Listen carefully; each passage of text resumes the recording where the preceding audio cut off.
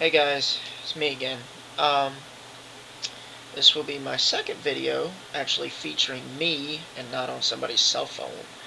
Um, my last video featured, what I would say bastardized comedy jokes that I created off the top of my head. But this one's a little more sentimental because I would say that this one's a little bit too more toward a therapy side of me. Um, I've been feeling, a little down lately. I haven't been feeling as energetic and not the usual me that people think that I am. So, I just wanted to use this one to just kind of talk. Um, I've been trying to figure out what's been going on with me and what's been making me feel so down all of a sudden. And I've gone to my regular physical doctor, and I've also seen one time a professional psychiatrist. And both of them believe that I have a um, form of autism, which is known as Asperger's syndrome, and it affects, a person's personality and their social behaviors.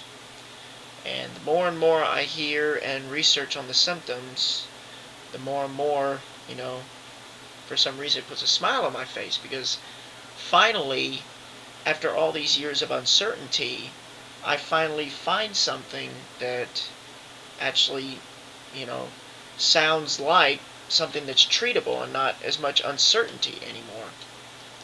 But it's just what they believe it is. It hasn't been thoroughly diagnosed yet, so I'm going to be waiting on that. What helps as far as making me happy? Well, of course, the obvious spending time with my family and personal support.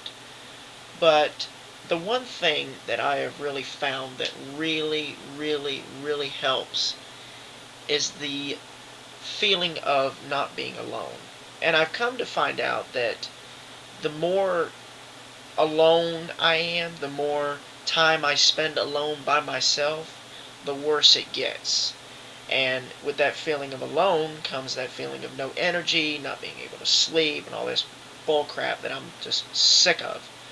And it's a double standard, I mean, or I should say it's more contradicting myself because the more I'm alone, the more tired I am, and the more I need to hang out with people, but I can't because I'm friggin' exhausted. And it's just killing me on, I spend at least, the whole day trying to have an argument with myself saying, I need to get up, but I'm too tired, and just, um, who helps? Well, of course, parental support is always nice, and friendly support, with friends and everything. I'm sorry, I'm getting distracted. Billy the Exterminator's on. Yeah, I mean, just support from like my mother. She's always been there for me. Um, my girl Shelby, she tries as much as she can to help me, but you know, she gets just as depressed as I am when she sees me depressed. So not only, do I have to try and help me, but I have to try and help her too. And I try and, I try not to be like this around her because, it's one thing to see me in pain. It's another thing to see somebody else in pain, especially when their pain is caused by yours. But she still tries. Um, and then support of friends. I got Steve-O, he tries his best. My friend Jabril, who is a crazy mofo, just as bad as I am on a good day. Um, my friend Anthony, who is the bomb diggity, he is part of the reason why I really started to concentrate more on my religious side because he is actually a part-time youth minister at his local Baptist church in Pooler, and he does whatever he can to really, really help somebody out. Because let me tell you a little something about Anthony. This is a guy, he's 25 years old. Despite being diagnosed with cerebral palsy, the one thing that I absolutely love about this guy is the fact that his outlook on life is just so upbeat and so positive. It's unbelievable. I've never seen someone have that much positivity in his life. He is just an awesome person to be around. And, you know, it's just amazing to be like around someone like that. He's just awesome. Um, I mean, other friends that I can list. I can list a few other ladies, like a few of my Chatham Academy comrades, Andrea, Crystal, Candace, you know, some of those ladies, and then some of my other male friends, including Ryan, Forrest, Joe, and Jim, also part of Team Geezer in the racing world. Scott, my boss, Miss Anna, you know, my parents, you know, they help. They help. So the main thing is interaction in the world. And if you hear that noise just kicking on, that's my new AC unit, because without it, it gets hot as hell in here, and I feel like a whore in church. I'm sweating so bad. So excuse the noise. Another positive thing that recently happened was I race RC cars as a hobby. And I hadn't touched my RC off-road vehicles in almost a year, since September.